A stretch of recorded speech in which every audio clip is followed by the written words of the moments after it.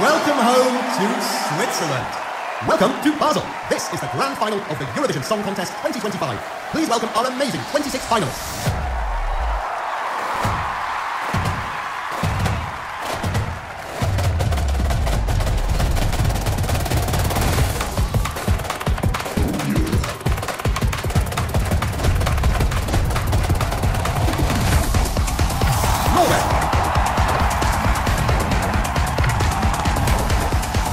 Luxembourg, Estonia,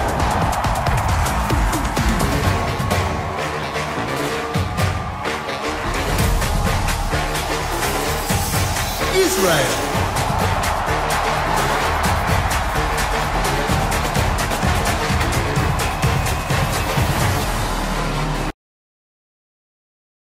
Sagan sem alltaf endurtekin Eurovision að hún var stofnuð eftir að Evrópa var lögð í rúst eftir langt og mikið stríð til þess að sameina heimsálfuna og stuðla að friði og einingu.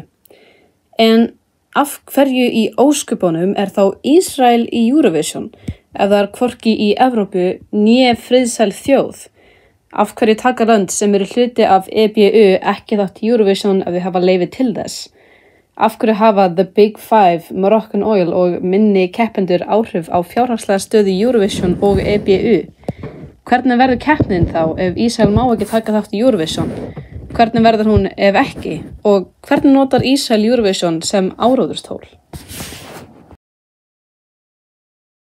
Margir halda að til þess að mega keppa í Eurovision þá þurfa þátttakendur að vera lönd í Evrópu. Nafnið gefur það til kynna og langflestu löndin eru í Evrópu. En að vera Evrópuland ekki skilyrði til þess að taka þátt í Eurovision. Allar sjónvarpsstöðvar sem hluti af EBU sem stytting á European Broadcasting Union mega taka þátt í Eurovision. Þess vegna eru lönd eins og Ástralía og Ísrael þekktir keppendur Eurovision, þrátt fyrir að ekki vera evrópsk lönd. Lönd eins og Líbanon, Egyptaland, Jórdanía og önnur miðausturlönd mættu þá þannig sé taka þátt í keppninni, en þau hafa það ekki. Ísrael hefur tekið þátt í Eurovision frá árinu 1973 og var þá fyrsta landi sem var ekki í Evrópu til þess að taka þátt. Þau hafa unnið 4 sinnum, 1978, 1979,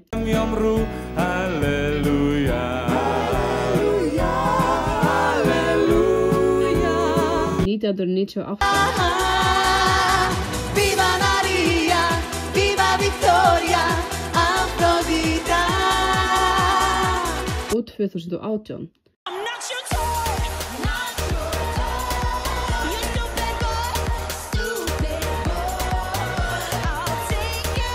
Þau hafa tekið þátt 48 sinnum. The Big Five eru þau 5 lönd sem gefa mestan peningin í Eurovision. Þau taka ekki þátt í undankeppnunum og eru alltaf með tryggt sæti í úrslitunum. Þessi lönd eru Þýskaland, Ítalía, Spánn, Bretland og Frakkland. Hér má sjá töflu sem sýnir hversu mikið þáttakendur borga tiltekið ár. Það sést mjög vel munin á því hversu mikið 2 af The Big Five, Spánn og Þýskaland, borga miðað við önnur lönd. Ef að eitt land myndi ekki taka þátt eins og líklegt að muni gerast vegna umdeilunum í þátttöku Ísraels, þyrftu hin löndin að eyða meiri pening til þess að ná tilbaka þann pening sem EBU missir af frá tilteknu landi. Moroccan Oil hefur styrkt keppnina síðan 2020.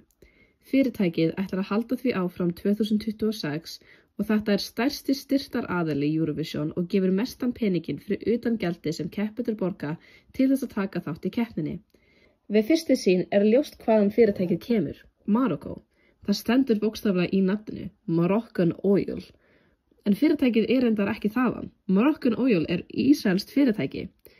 Ég gat ekki fundið neitt hversu mikið Moroccan Oil gefur keppninni nákvæmlega, en mörgum grunar að hluti af ástæðu EBU fyrir að ekki hafa nú þegar hent Ísrael úr keppninni til þess að ekki móðga stærsta styrktaraðilann þeirra og þá missa peningin sem þau veita keppninni.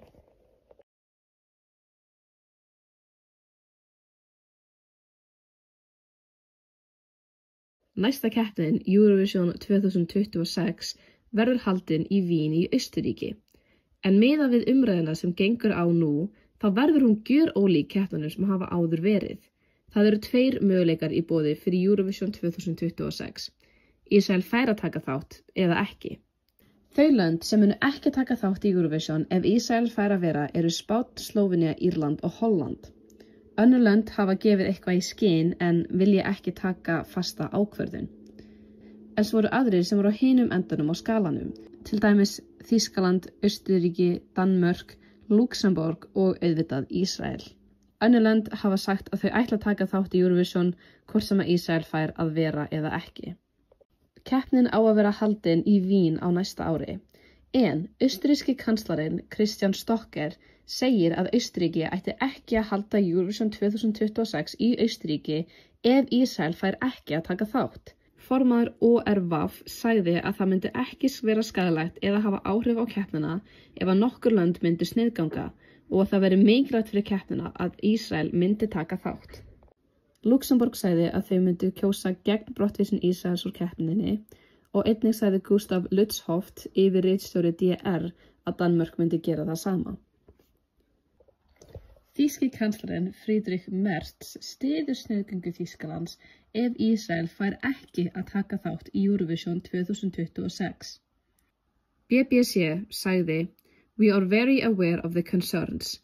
Eurovision has never been about politics and should be a celebration of music and culture that brings people together." Yfirlýsing BBC gefur í skyn að þau munu taka þátt hvort sem að Ísrael verður eða ekki, en það er greinilegur tónn gegn brottvísun Ísraels. RÚV hefur ekki tekið það skýrt fram hvort að Ísland muni sniðganga Eurovision á næsta ári eða ekki, en það hefur verið í umræðinu mjög lengi. Stefán Jón Hafstein, formaður Ríkisútvarpsins, styður að Ísrael kjósi fyrir brottvísun Ísraels úr keppninni en sagði það í eigin nafni, ekki fyrir hönd Ríkisútvarpsins. TVP, sem tekur þátt fyrir hönd Póllands, hefur heldur ekki gefið fram formlega áætlun þátttöku Póllands á næsta ári, en menningarmálaráðherra Póllands, Marta Sienkowska, sagði að Pólland ætti að feta í spor Spánar, Hollands og Slóveníu þegar það kemur að þátttöku þeirra í næstu keppni. Fyrir Ítalíu þá hafa 3 stjórnarmenn RAE, Alessandro Di Maio, Davide Di Pietro og Roberto Natale, krafist þess að Ítalía dragi sig úr Eurovision ef að Ísrael tekur þátt. Ítalía er annað land sem er hluti af The Big Five, þannig að ef Ísrael fær að taka þátt, þá munur Spánn og líklega núna Ítalía líka ekki taka þátt. Þetta væri mjög skaðlegt fyrir fjárhagsmuni keppninnar. Frakkland, sem er 5. aðili The Big Five, ætlar að taka þátt í næstu keppninni, en þau hafa ekki gefið fram formlega yfirlýsingu hvort þau séu með eða á móti brottvísun Ísraels. Vopnahléið mun eðlust hafa áhrif á þau lönd sem hafa gefið í skyn að þau munu sniðganga ef Ísrael fær að taka þátt, en til dæmis Holland hefur sagt að það munu ekki hafa áhrif. Framganga EBU gagnvart Joost Klein, sem tók þátt árið 2024 fyrir hönd Hollands, gæti leikið hlut í því af hverju Holland stendur fast við ákvörðun þeirra. EBU hefur ákveðið að fella niður fundin í nóvember vegna breytinga á ástandinu í Gaza, en kosningin verður í staðinn haldin á fundi í desember.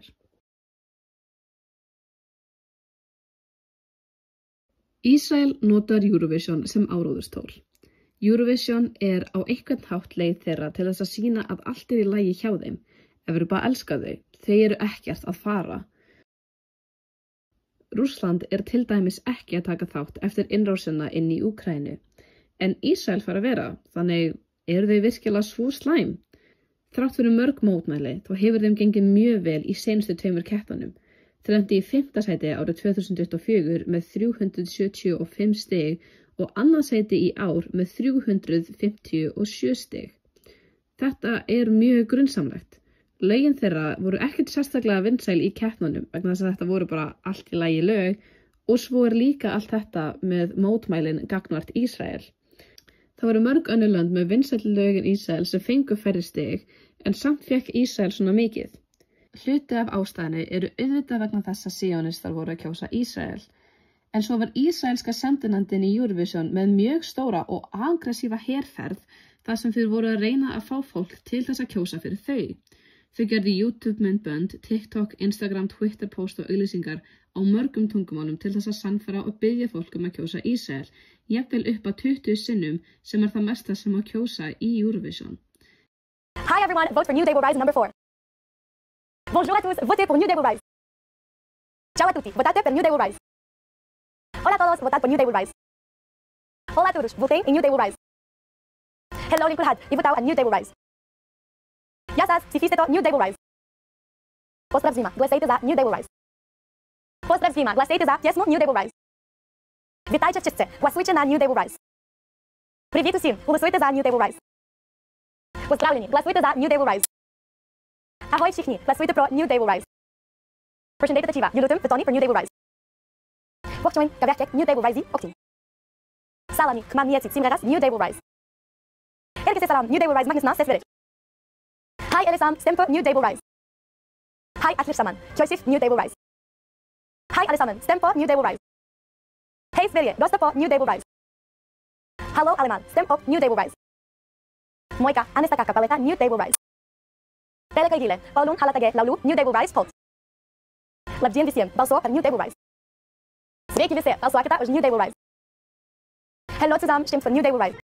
Ísrael var í raun að sýna að það bara hávær minnihluti sem á móti þeim og þau rísa yfir það og vinna nánast keppnina.